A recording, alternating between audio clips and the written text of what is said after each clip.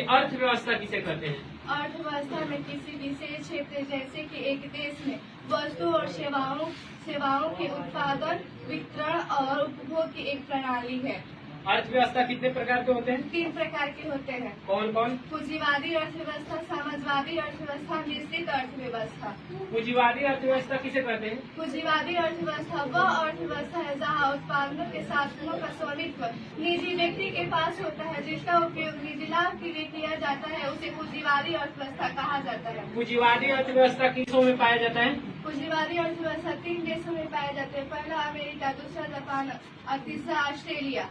समाजवादी अर्थव्यवस्था से आप क्या समझते हैं? समाजवादी अर्थव्यवस्था वह अर्थव्यवस्था है जहां उत्पादनों के साधनों का स्वामित्व के संचालन देश की सरकार के पास होता है, जिसका उपयोग देश के कल्याण के लिए किया जाता है, उसे समाजवादी अर्थव्यवस्था कहा जाता है। समाजवादी अर्थव्यवस्था किन किन देशों में पाया जाता है? समाजवादी अर्थव्यवस्था 2 देशों में पाए जाते हैं। पहला चीन और दूसरा क्यूबा।